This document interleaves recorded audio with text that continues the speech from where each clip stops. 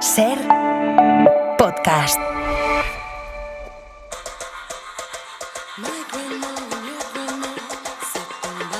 En la cadena Ser, cualquier tiempo pasado fue anterior, con Nieves con Costrina.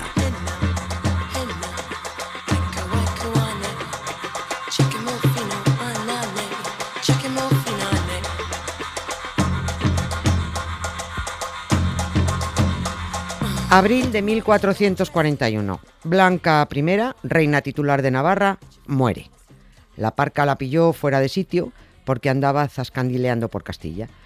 Esto ya trajo lío con los enterramientos, porque aunque en el pueblo segoviano de Santa María la Real de Nieva, donde murió, digan que tienen su tumba, no hagan caso, no es ella, es una tumba fake. Pero más lío trajo que, aunque especificó en su testamento que la propiedad del reino de Navarra pasara directamente a manos de su hijo Carlos, príncipe de Viana, su viudo y padre del muchacho, el infante Juan de Aragón, se pasó los deseos de su mujer por su real arco del triunfo y se quedó con Navarra para luego pasarle el reino a otro hijo que tuvo con la otra. Y que era, ahí es nada, la celebrity de Fernando, el mal llamado católico. ¿Les parece esto un poco lioso y un poco medieval y peñazo? Bueno, pues ya verán que no en cuanto lo desmenucemos. Y sí, será medieval, pero de peñazo nada, porque comprobarán que todos los trapicheos erótico-festivos sexuales en las cortes de Navarra, Aragón y Castilla tienen chicha entretenida.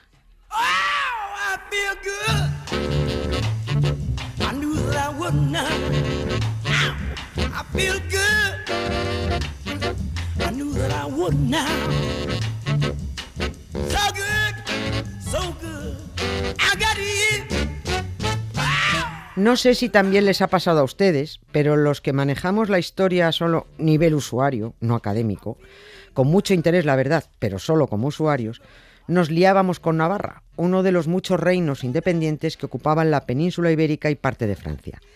Porque no dejemos de insistir hasta que los nacionalistas desinformados lo entiendan o a los más tuerzos les explote la cabeza. Esto no era España ni leches, esto era un follón de reinos. Navarra siempre se me hacía bola porque este reino se movía más que los precios. Unas veces estaba allí, otras aquí, estaba de los Pirineos para acá, pero también estaba de los Pirineos hacia allá. Los de Aragón lo querían, los castellanos lo querían, los franceses lo querían, presionaban unos, acosaban otros. De Navarra salieron los Borbones, que acabaron encajándose en el trono de Francia, hasta que los franceses acabaron con ellos de un tajo, no sin antes, en venganza por habérselos enviado, nos lo devolvieron. Y aquí andamos sufriéndolos desde entonces. Volvamos a 1441, al momento de la muerte de la reina Blanca I de Navarra en ese pueblo segoviano. ¿Qué hacía por allí esta mujer si lo suyo hubiera sido estar en Pamplona, tranquilita y gestionando el reino? Pues andaba por Castilla por una mezcla de compromisos sociales e intentando apagar los fuegos de su maridito aragonés, Juan. Verán, 6 o 7 meses antes de su muerte, Blanca de Navarra había casado en Valladolid a su hija, también llamada Blanca, con el príncipe castellano Enrique. Matrimonio que, por cierto, acabó como el Rosario de la Aurora.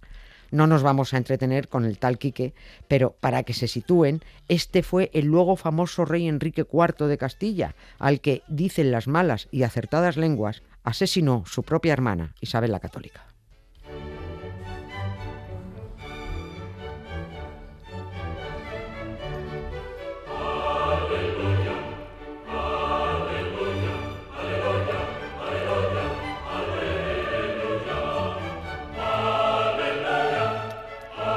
El caso es que ya que la reina Blanca de Navarra tuvo que estar en la boda de su hija en Valladolid, como era una fanática y obsesa con las peregrinaciones cristianas, quiso aprovechar para ir al santuario de Guadalupe, en Extremadura. Pero a la vuelta tuvo que entretenerse en Castilla intentando mediar en la guerra en la que su marido, el infante Juan de Aragón, se había enredado con una facción de los nobles castellanos. Por eso la muerte la pilla en Segovia, en el peor foco de la guerra. Allí fue sepultada en contra de su voluntad porque ella pidió que la llevaran a sus tierras navarras, concretamente a la iglesia fortaleza de Santa María, en Ujué, Usue en euskera, un lugar a 50 kilómetros de Pamplona. Impresionante lugar, por cierto. No solo pasaron de ella a la hora de enterrarla donde pidió, es que Blanca I de Navarra también dejó su reino a su hijo Carlos, pero cometió el error de preguntar a su marido qué le parecía. Carlos, príncipe de Viana, Era el hijo primogénito de Blanca I de Navarra y su consorte, el infante Juan. Decir príncipe de Viana en Navarra es como en la corona de Castilla decir príncipe de Asturias, o sea, el heredero o heredera. Ahora, ya saben, la señorita Leonor es princesa de Asturias y también princesa de Viana, porque estos borbones depredadores se lo han quedado todo. Nada raro, puesto que su benefactor fue un dictador sanguinario llamado Francisco Franco. El marido de Blanca de Navarra pasó unos años después a ser el rey Juan II de Aragón, por lo que su hijo Carlos estaba llamado a heredar las dos coronas, la Navarra, que le vino de parte de mamá, y la aragonesa, que le vendría de parte de papá. Pero Blanca I de Navarra la lió buena por no explicarse mejor y por haberse puesto melindrosa con el respeto hacia su marido. La reina Blanca dejó escrito en su testamento que la titularidad del reino de Navarra le correspondía al príncipe de Viana, a su hijo Carlos, pero añadió una fórmula cortés que decía, más o menos, que, por guardar el honor debido al señor rey, su padre, el príncipe debería tomar la corona con el consentimiento y la bendición del infante Juan. No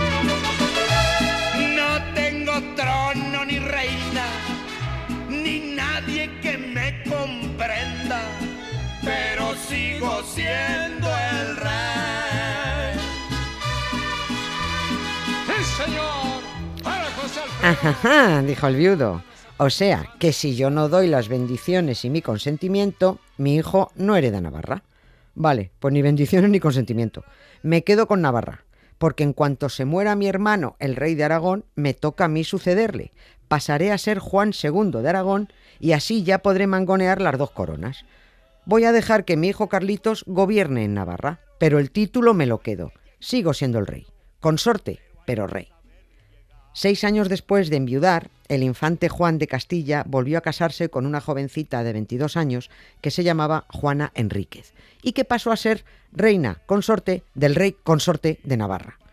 Por supuesto, tuvieron hijos, que ese era el objetivo, y el primogénito fue Fernandito. Cuando Fernandito cumplió los 6 añitos, ocurrió lo previsto, que el rey de Aragón murió y la corona pasó, ahora sí, al heredero, a Juan II de Aragón. Las cosas llevaban años complicándose. Primero, porque el príncipe de Viana, Carlos, decía, vamos a ver, ¿aquí qué pasa? El rey de Navarra soy yo, por derecho propio, y tal y como dejó en testamento mi madre, Blanca.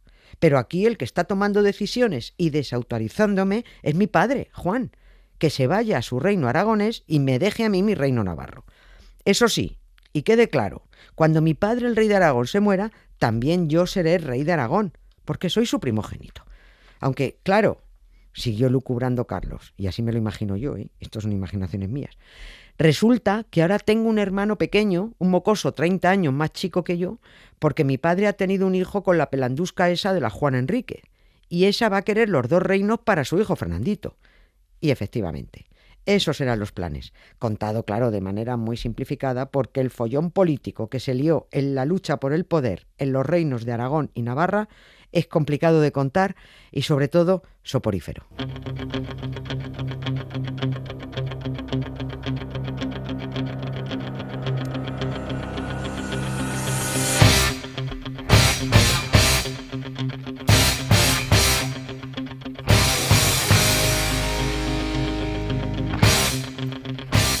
Carlos, príncipe de Viana, acabó a hostia limpia con su padre, Juan, y Juan acabó derrotando a su hijo y encerrándolo en una fortaleza de Aragón. Fue durante este encierro cuando nació su hermanico Fernando, pero ¿cómo sería de calculadora Juana Enríquez que, aunque ella vivía en Navarra con su marido, cuando vio cerca el parto, se dio toda la prisa que pudo para llegar a parir a Aragón, porque así el crío o la cría que naciera tendría más fácil trincar la corona aragonesa? Y llegó por los pelos. Nada más cruzar la frontera de Navarra, en la localidad zaragozana de Sos, se puso a parir y allí escupió a Fernandito. Ahí tienen la explicación de por qué luego el pueblo pasó a llamarse Sos del Rey Católico. El príncipe de Viana acabó saliendo de este primer encierro y pareció que hubo ahí una reconciliación y que, pues que se alcanzaron una serie de acuerdos con los que claramente salió perdiendo Carlos, que tuvo que tragar con no pisar Navarra y no utilizar el título de primogénito. Aunque lo era, Era el primogénito de Aragón y de Navarra. Pero todo acabó yéndose al carajo porque aquella supuesta reconciliación de padre e hijo estaba pillada con alfileres. Carlos siguió buscando alianzas que le permitieran recuperar su lugar en la corona de Navarra y no perder sus derechos sobre la de Aragón, y para ello intentó apañarse un matrimonio con la hermana del rey de Castilla, una niña de 9 años, y eso que el pavo de Carlos tenía ya 40 tacos. Esa niña se llamaba Isabel, la que luego sería Isabel la Católica. Es decir, la alianza que años después hubo con Fernando de Aragón e Isabel de Castilla se podría haber producido antes con la unión de Isabel de Castilla y Carlos, príncipe de Viana. Pero el apaño de matrimonio no cuajó porque Juan II se enteró, se mosqueó y volvió a encarcelar a su hijo.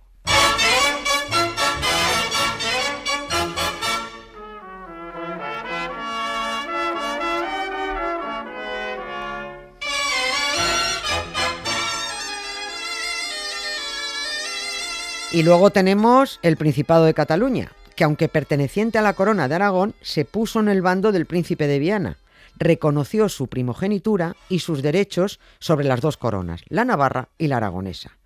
Esto avivó la guerra civil en Navarra y provocó el levantamiento de Cataluña. En resumen, un lío de 3 pares de cuyons. Estaba claro que si mataban al perro se acabaría la rabia, así que no se sabe por qué ni a cuento de qué, pero en mitad de todo este follón, Carlos se murió. Aunque las apuestas están 10-1 a que lo murieron. La principal sospechosa, no sé si por ser mujer o por ser codiciosa, fue Juana Enríquez, madrastra de Carlos. A ella se la señala como responsable de su envenenamiento y porque así los catalanes se quedaban sin líder.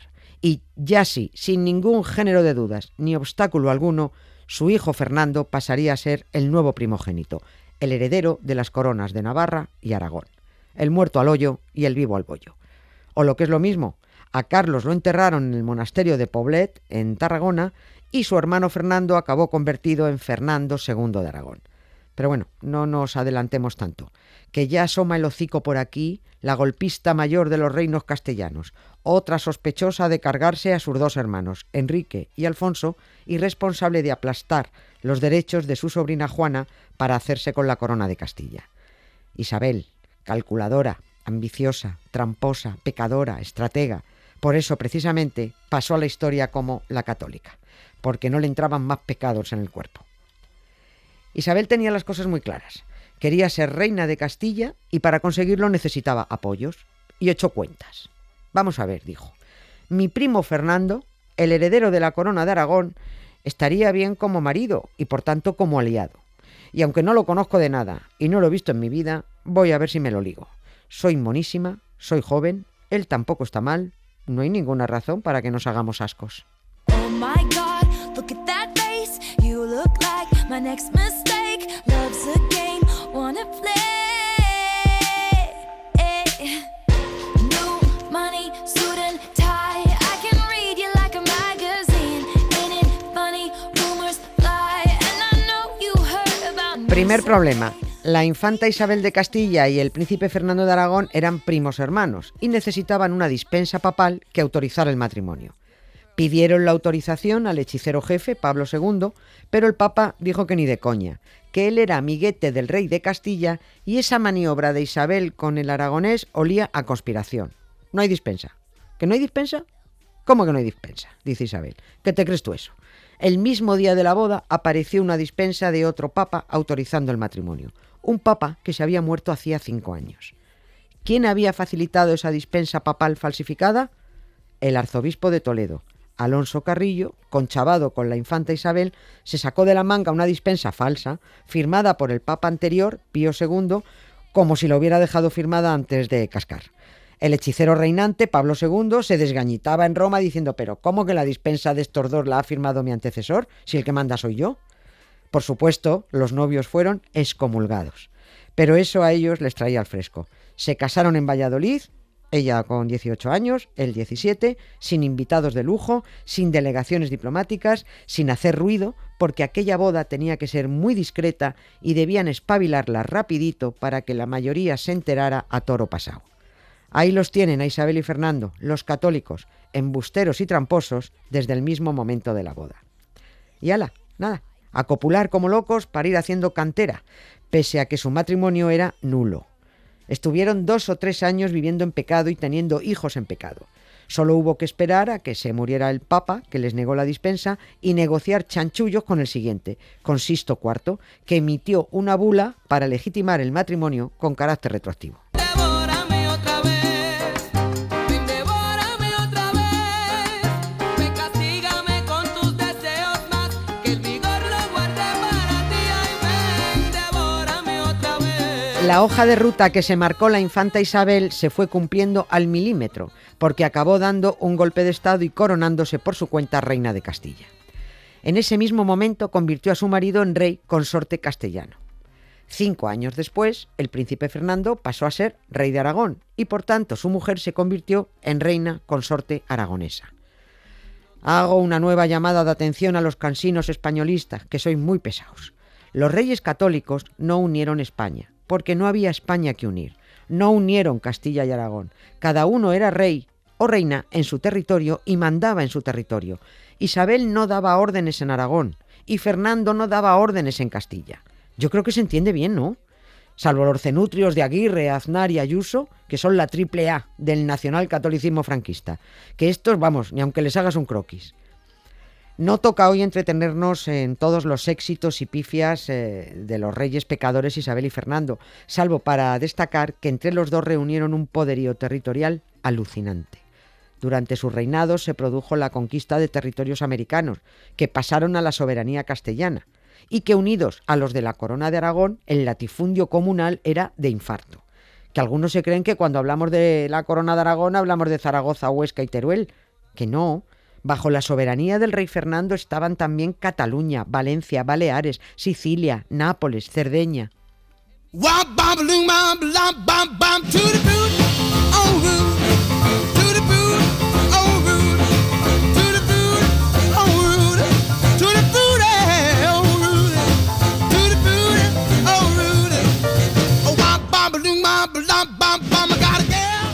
Cuando Isabel, la católica de pacotilla, murió, pudo dejar Castilla en herencia a su hija Juana, pero no Aragón, porque Aragón seguía siendo de Fernando.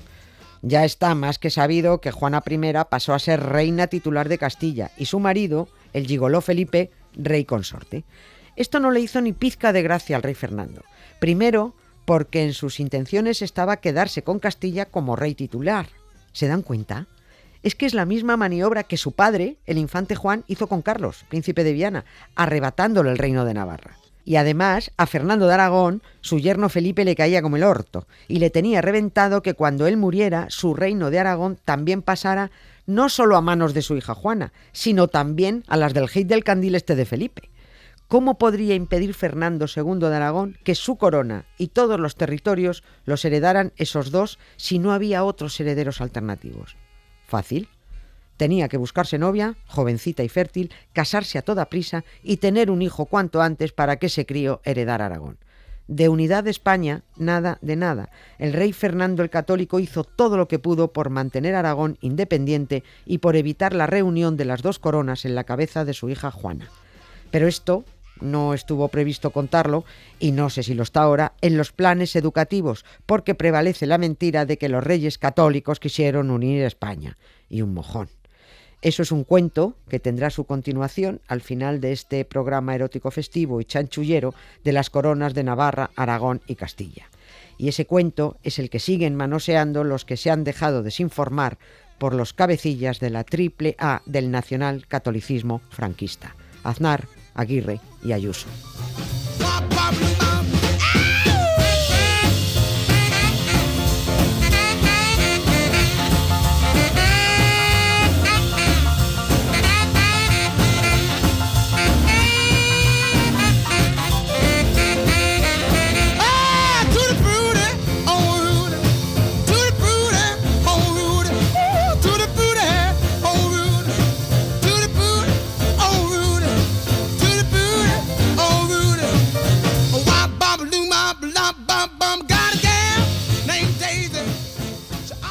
Historias con sonido.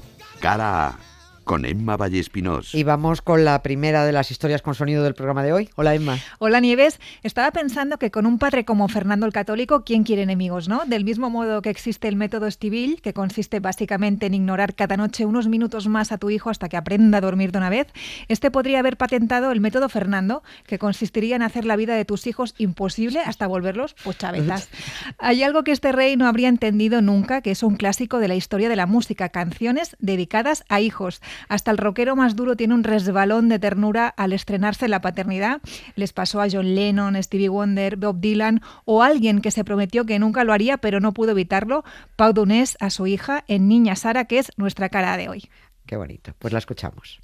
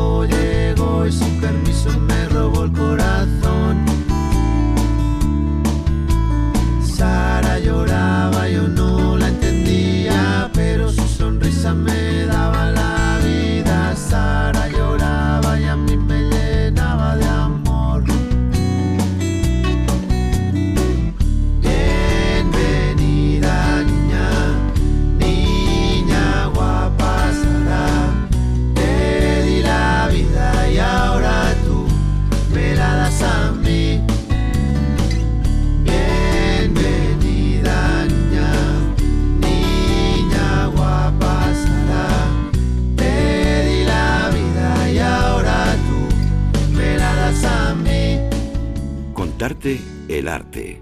Ana Valtierra.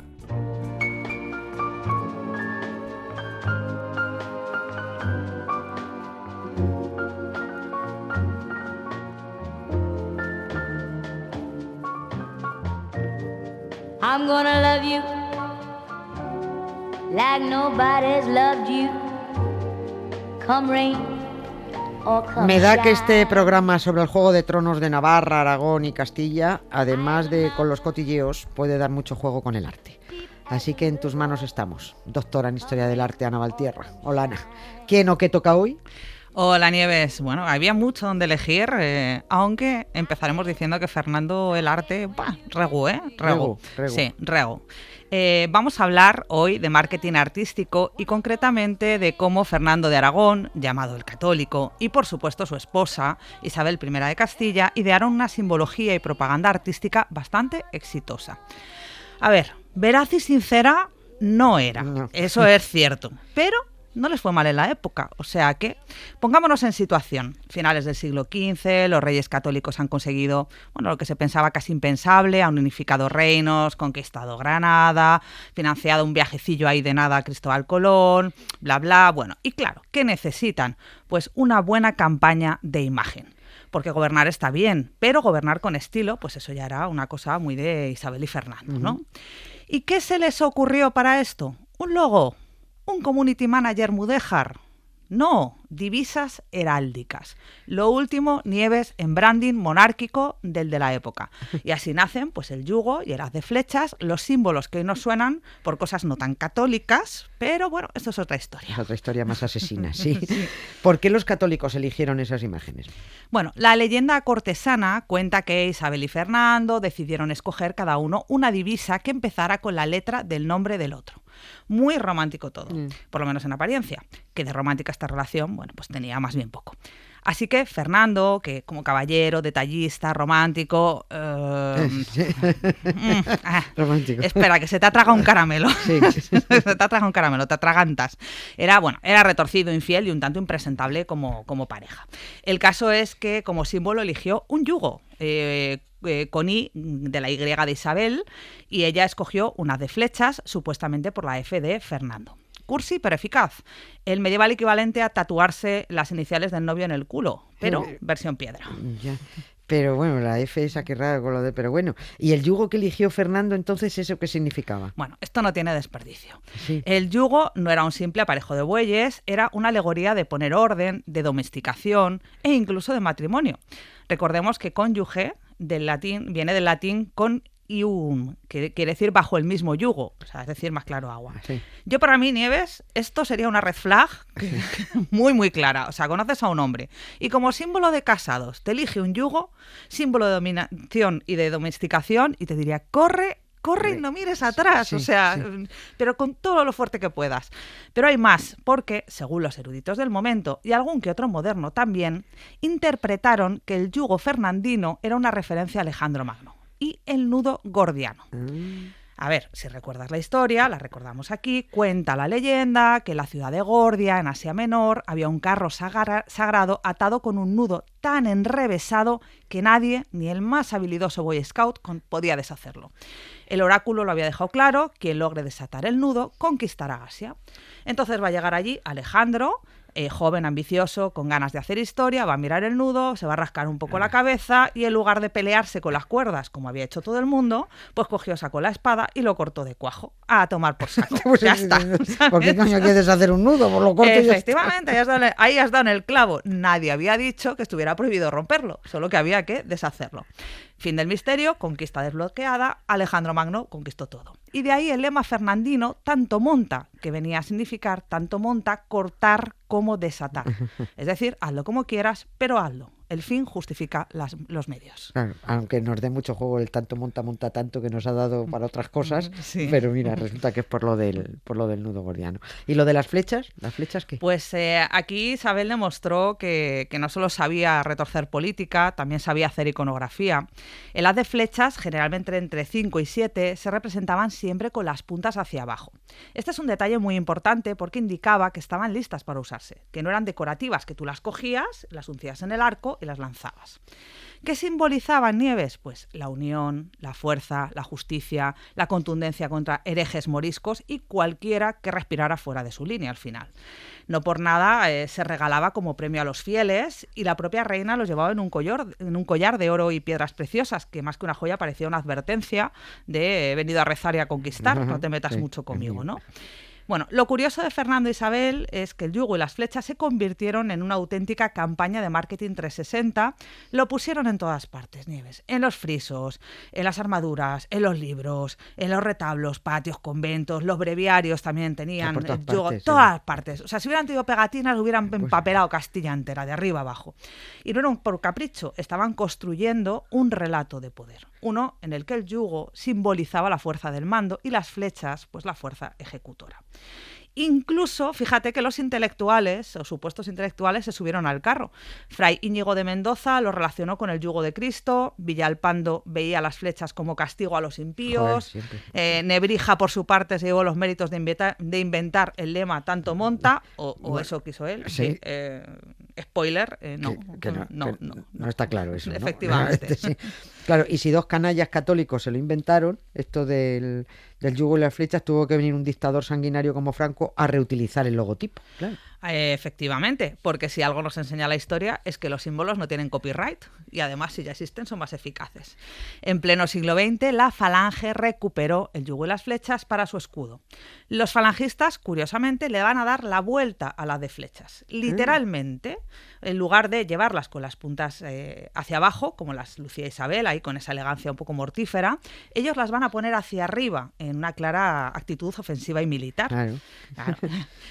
El yugo se va a mantener más o menos igual, aunque su contexto simbólico también va a cambiar radicalmente. Ya no va a evocar, Nieves, tanto la autoridad templada y estratégica, o supuesta templada y estratégica de Fernando, sino más bien la sumisión a la unidad nacional, a la patria y al mando único. Básicamente es obediencia y fuerza, pero sin el humanismo renacentista de fondo, que era lo que había en el otro lado. ¿Por qué va a elegir la falange estos símbolos? Pues porque eran muy reconocibles. Llevaban siglos en las iglesias, en los palacios, en los patios, en las universidades. Todo el mundo los había visto. Porque sonaban además a una España eterna, una España antigua, una España que había estado siempre ahí. Y eso ya a un régimen le pone muchísimo, le encanta. Y porque podían reinterpretarse fácilmente sin necesidad de explicaciones complejas. Otra vez unión, fuerza, catolicismo. Es decir, que cogemos el mismo discurso, le damos Los ahí listos eran un vuelta. rato, los asesinos son muy listos, sí. Sí. Así que lo que nació como un juego cortesano acabó como emblema de una dictadura, y lo que una vez simbolizó la unión de reinos acabó pintado en los muros de los cuarteles.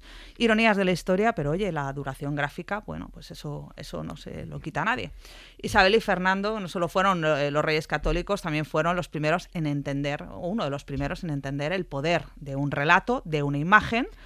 Y tú fíjate, con un yugo, un manojo de flechas y un buen storytelling detrás, que fue lo que hicieron estos. Alucinante, pero es fundamental conocer la historia, fundamental conocer todo esto para saber de dónde nació y de dónde viene. Bueno, pues magnífico, como siempre. Muchísimas gracias, Ana. Gracias, Nieves. La invitada, con Jesús Pozo. Tengo un pensamiento que no me deja sola. A veces no siento que está ahí, pero me acompaña a dormir. Y cuando me despierto, suelo analizarlo, aunque no sea. Turno de Jesús Pozo y su invitada, la profesora historiadora Cristina Gil, que nos va a hablar de algunas particularidades históricas de la comarca de Sangüesa, una de las 12 en las que está dividida la Comunidad Foral de Navarra. Hola, Jesús. Hola, Concostrina. Y lógicamente vamos a comenzar por la cabecera, Sangüesa, y su poco conocido patrimonio histórico y cultural. Se funda en el año 1122 por Alfonso el Batallador, que era rey de Navarra y Aragón, que se funda además al calor del Camino de Santiago, que va a ser también muy importante para Navarra, y además muchísimas de las obras de arte, de los monumentos, los vamos a encontrar precisamente al calor de la ruta jacobea. Sangüesa tiene pues un conjunto monumental que está declarado bien de interés cultural. Tenemos edificios de época medieval, iglesias románicas, góticas, pero también tenemos palacios renacentistas, barrocos, conventos, hasta un curioso museo de relojes de torre. Y luego, quizá por lo que más conocido es el patrimonio sangüesino es por la portada románica de la iglesia de Santa María, que, como decía antes, pues está considerada como una de las mejores portadas del románico en España. ¿Y quién fue el creador de esa magnífica portada románica de la iglesia de Santa María? Eran talleres de escultores, lo que pasa que estos maestros no era ese concepto que tenemos en la actualidad de artista, ¿no? Como un artista creador. Ellos eran un poco artesanos dentro de esa sociedad gremial, y los programas iconográficos se los daba ya la iglesia, ¿no? Que eran los promotores, que se movían normalmente además por el Camino de Santiago. Es muy curioso porque en la portada de Santa María de Sangüesa tenemos el nombre del escultor, que fue Leodegario, un maestro de origen francés, y nos dejó su nombre escrito en una de las figuras más importantes de la portada, que es una estatua columna con la imagen de la Virgen, que lleva un libro abierto en las manos y nos indica con el dedo que ahí está escrito el nombre del artista. María, Madre de Cristo, Leodegario me hizo. Y es bastante curioso porque en aquella época no era habitual, ¿no?, que los maestros firmaran sus obras. Mira tú, supongo que el reivindicativo Leodegario nos contaría aquello del románico también, lo de que el mundo se iba a acabar en el año 1000, vamos a morir todos, ¿no? Exactamente, meter miedo, la característica de la iglesia principal, que para eso pagaban ellos, que conocen bien el infierno. En concreto, la portada nos habla de un tema que es muy habitual en el románico, que es el juicio final, a raíz del terror del año 1000, porque en torno a esta época pensaban que iba a finalizar el mundo. ¿Qué voy a hacer? ¿Que esto se acaba? ¿Qué tienes que hacer para ir al cielo? ¿O los castigos del infierno? Eso sí, como había mucha ignorancia y casi nadie sabía leer ni escribir tampoco, todo se hacía muy visual. Las imágenes en el románico adoptan posturas muy forzadas porque se tienen que adaptar precisamente a ese marco arquitectónico, y luego son muy expresivas realmente, ¿no?, las imágenes románicas, a veces con ojos muy grandes, con unas manos muy grandes, que ahora lo vemos normalmente en las portadas románicas o los edificios medievales en general, los vemos con la piedra a la vista, pero esto no es real. En la época estas portadas se pintaban, y además con colores muy llamativos, así que el efecto era una especie de cómic con muchos colores rojos, verdes, amarillos, depende de la época, estaban de moda unos u otros. Pero como es evidente que podemos decir que hemos mejorado mucho respecto a la Edad Media, aunque otros digan que no, Cristina Gil nos va a contar una iniciativa de los jóvenes sangüesinos para impedir que se pierda otra joya de la ciudad, la iglesia gótica de San Salvador. Dentro de su tipología, pues es la más grande de Navarra. Hace unos años el profesor Carlos Martínez Álava descubrió unas pinturas góticas detrás del retablo, conserva bastante de la policromía, pero el problema es que empezó a presentar problemas de estabilidad, sobre todo el coro, y se cerró en el año 2001. En el Instituto de Sangüesa, el curso pasado, surgió una iniciativa con los alumnos de 15 años. Trabajamos el tema de la conservación del patrimonio, ¿no? Y lo importante que es para seguir manteniendo nuestra memoria. Y dieron varias charlas en la Casa de Cultura de Sangüesa. Se consiguió que viniera la Comisión de Cultura del Parlamento de Navarra. Pudimos visitar la iglesia por dentro. Pues al final sí que parece que esta iniciativa pues ha surgido efecto y parece que ha habido un acuerdo entre el arzobispado y el gobierno de Navarra y que algo se va a restaurar. Está bien que la gente joven se implique y también que aprenda que hay que luchar, hay que moverse para conseguir cosas. La implicación de los jóvenes me parece fantástica. Lo que yo me pregunto es por qué les tenemos que pagar nosotros todo y por qué la iglesia no se arregla los desperfectos de sus casitas. Pues ya sabes que esto es de siempre, que nosotros pagamos y ellos arreglan, o no arreglan. Sí. Bueno, vamos a dejar Sangüesa y nos vamos a recorrer las criptas románicas, otra joya imperdible. En apenas 60 kilómetros, ¿no?, en línea recta, tenemos 4 criptas románicas. La de Monasterio de Leire, la de Gallipienzo, San Martín de Uns y la de Orisuain. Y a estas 4 se les podría sumar la cripta de Sos del Rey Católico, que se construyó en un momento en el que precisamente era reino de Pamplona. Pero luego, desde el punto de vista artístico, la primera cripta, la más antigua, es la del Monasterio de Leire y es precisamente una de las primeras construcciones románicas de la península. Estamos hablando de un momento, además en la frontera con el Islam, en la que el monasterio de Leire había sido destruido previamente por una de las famosas razias de Almanzor, y el rey Sancho III, el mayor de Navarra, decide que consideraba Leire como centro y corazón de su reino, decide construir una nueva iglesia y un nuevo monasterio. Entonces, para construir la iglesia, lo primero que van a hacer es la cripta románica. Confirmo, son una maravilla las 4, es verdad. Me falta la de Sos, no conozco la de Sos del Rey Católico. La próxima vez llamaré a Cristina Gil para saber más y mejor por qué se construyeron. Pues sobre eso ahora nos da algunas pistas interesantes porque aunque son criptas, no hay enterramiento. Que en estas 4 criptas que tenemos en Navarra no hay enterramientos. En un principio tienen una función estructural estas 4 criptas. Se encuentran justo por debajo de la iglesia, por debajo de la cabecera de la iglesia. Realmente sirven como una especie de base, de cimientos sobre los que se levantan esas iglesias. Son lugares que había algo más. Criptas es una palabra que deriva del griego, ¿no?, como algo que está escondido. Y sí que es cierto que aunque no sean subterráneas, están por debajo y en algunas un poco semienterradas. Entonces fueron lugares también con mucho simbolismo, porque el románico al fin y al cabo es un arte muy simbólico y tiene un contenido, pues eso, que está muy relacionado con la religión, con la vida del más allá, y tenían también un gran valor porque probablemente en estas criptas se guardaron reliquias y cabe pensar de que iban peregrinos y la gente acudía a estas criptas para poder venerar a esas reliquias, las reliquias de los santos. Era como estar más cerca, ¿no?, de los santos, más cerca de Dios. Con Costrina, las reliquias, ya salió el negocio. Tienen un sonido especial y como curiosidad te voy a comentar que yo en más de una ocasión que he estado enseñando las criptas, en Leire y en Gallipienzo me ha pasado gente que le ha dado por cantar, que consideran que que eran lugares especiales, con una energía especial y que les invitaban, y la acústica también que tienen, les invitaban a cantar. Y luego ahí, eso también enlaza un poco con otro tema, que bueno, pues estas criptas sí que es cierto que hay personas en las que bueno, pues tiene un cierto efecto, ¿no? O sea, crea ahí un abanico de sensaciones. Hay quien habla de que son centros energéticos, ¿no?, que son puntos especiales donde se levantan estas criptas románicas. Hay gente que es más susceptible, ¿no?, a estos temas y les provocan ese abanico de sensaciones.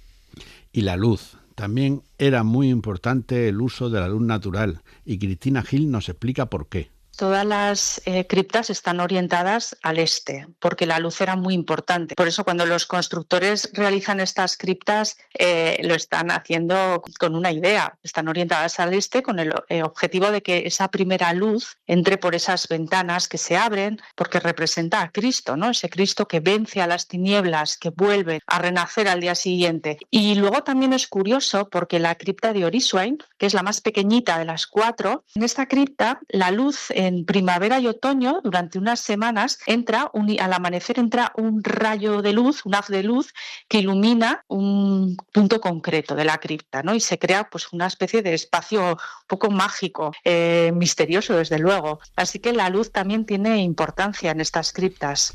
Bueno, terminamos el recorrido por esta comarca navarra de Sangüesa en el pueblo de Gallipienzo, que a mí particularmente me impresionó mucho. Pues Gallipienzo era un pueblo con esa función defensiva, primero contra los musulmanes y luego contra los vecinos aragoneses. El nombre, que es curioso, ¿no?, de Gallipienzo, pero se cree que puede venir del euskera. Gallipienzo vendría de pendiente cultivada con el cereal. A lo largo de la historia tuvo sus ventajas a nivel defensivo, pero también tuvo sus pegas, ¿no?, que es el día a día de la gente que vivía allá, porque luego con el tiempo era gente que se dedicaba a la agricultura y de manera diaria tenían que bajar a cultivar los campos y subir con las caballerías, bajar, subir. Las mujeres tenían que bajar a lavar la ropa al río y luego tener que subir toda la cuesta. La verdad que tenía unos problemas de habitabilidad importantes. Una de las curiosidades de Gallipienzo es que conserva ese pavimento de piedra tradicional.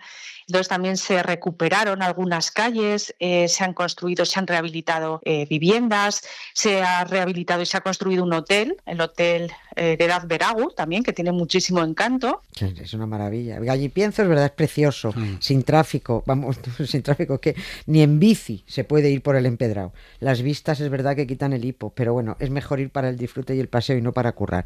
Y si van a las criptas no canten, que eso no Got Talent. Hagan el favor. O sea, magnífico recorrido, gracias Jesús y gracias a Cristina Gil por sus explicaciones tan claritas y tan concretas. Adiós. Esto era un gato con los pies de trapo y la cabeza al revés. ¿Quieres que te lo cuente otra vez? Cuéntame un cuento y verás que contento. Me voy a la cama y tengo lindas señas. Cuéntame un cuento y verás que contento. Me voy a la cama y tengo lindos sueños.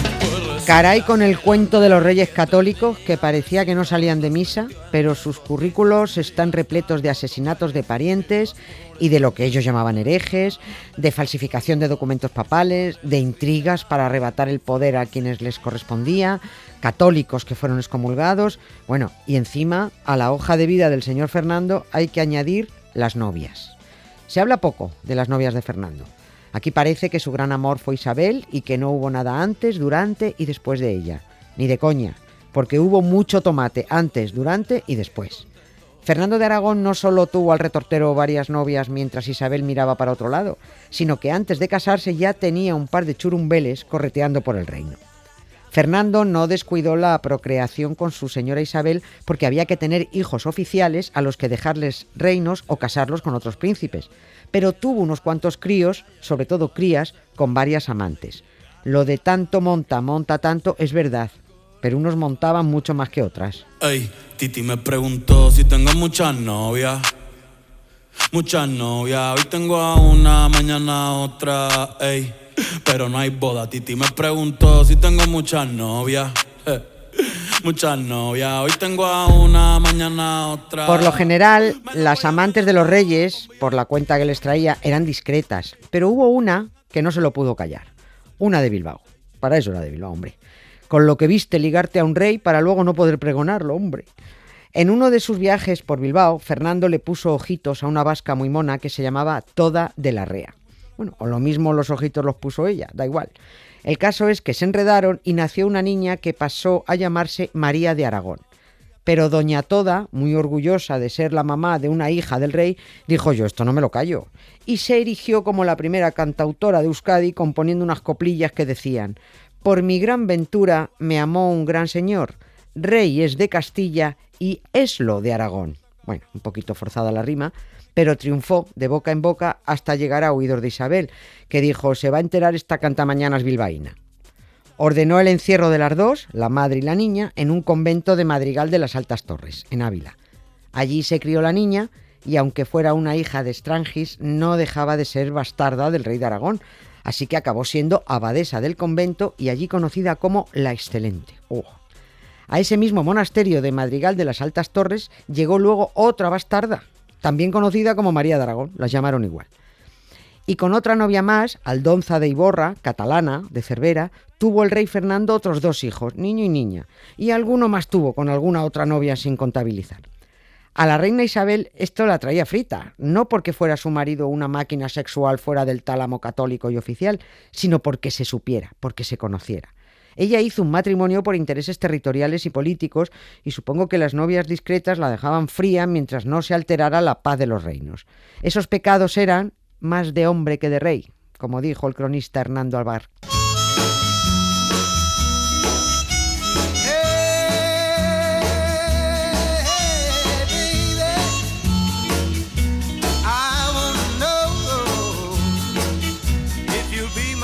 La última de las mujeres de Fernando, con la que desplegó la más desenfrenada actividad amatoria, fue Germana de Foix, su segunda esposa, con la que no hubiera tenido necesidad de casarse porque el sexo lo podía tener cubierto cuando quisiera, con quien quisiera.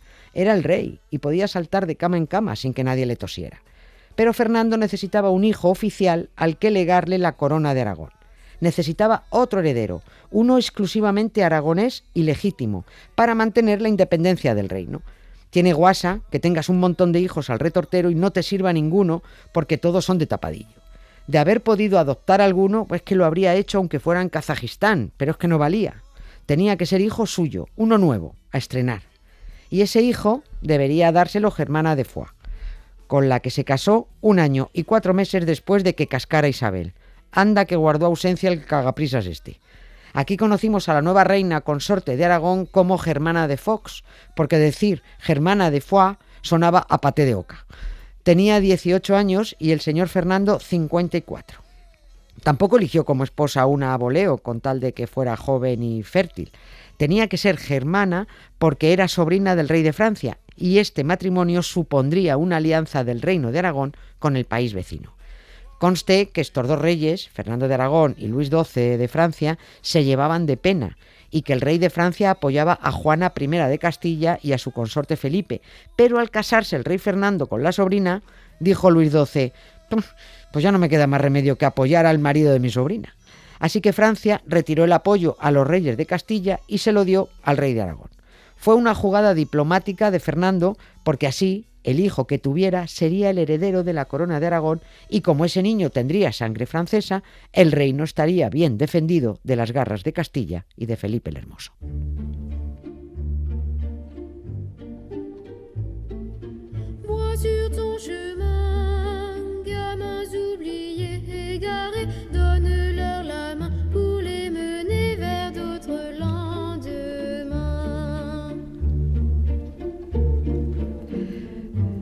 Pero a Fernando no le salieron los planes con la precisión que le salían a Isabel. Solo hubo una buena noticia, que Felipe el Hermoso, consorte de Castilla, murió de repente.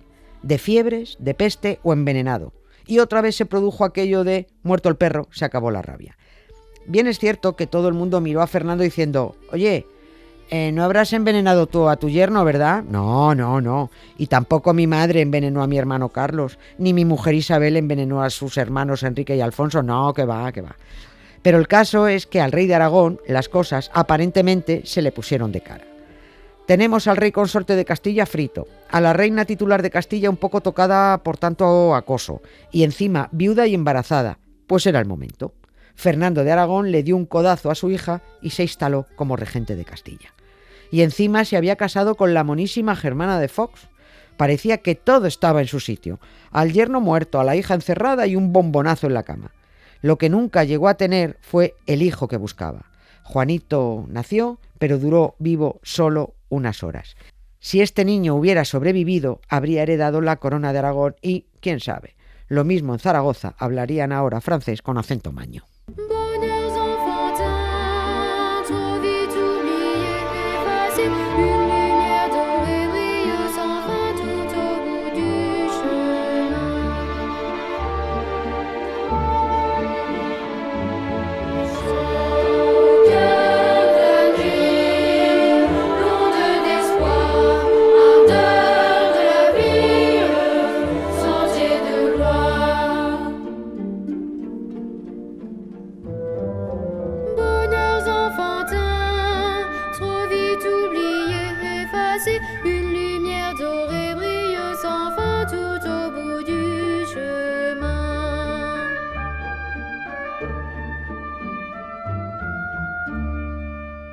Historias con sonido.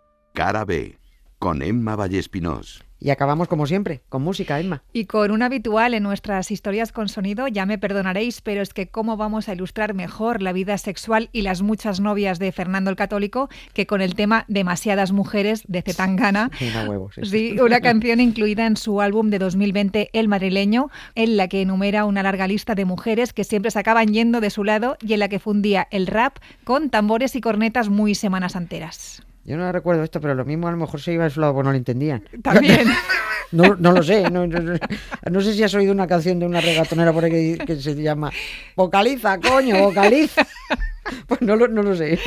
Bueno, lo dejamos en fin, ahí. Lo dejamos ahí, sí. Bueno, la escuchamos enseguida, pero antes nos despedimos. ¿Quiénes? Pues yo se lo digo. Ana Valtierra, Jesús Pozo, Emma Vallespinós, Pepe Rubio, el técnico de sonido José María Sendra y yo misma, Nieves con Costrina, que no me pierdo una. Adiós.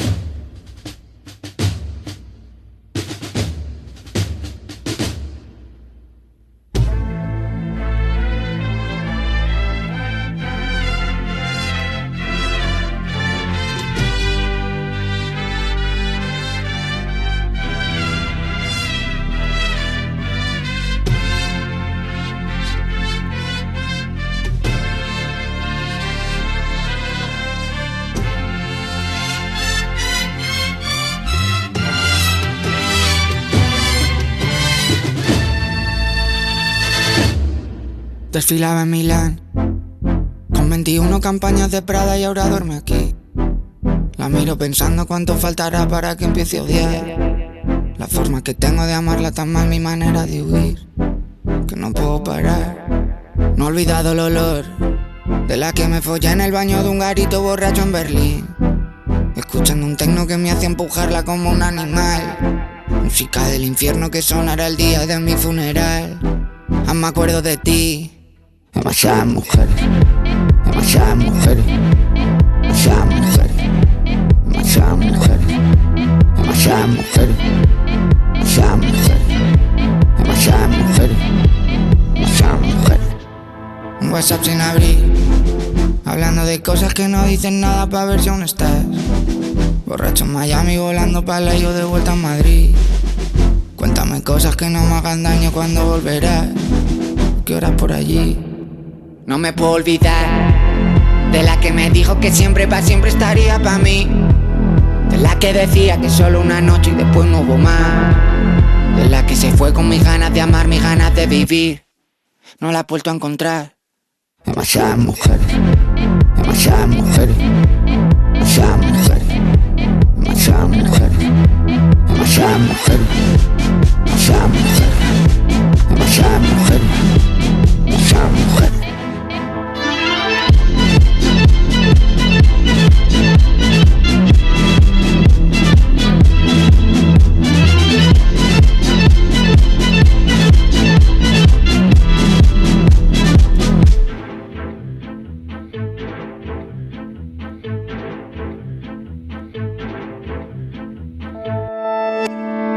Cadena SER. La radio.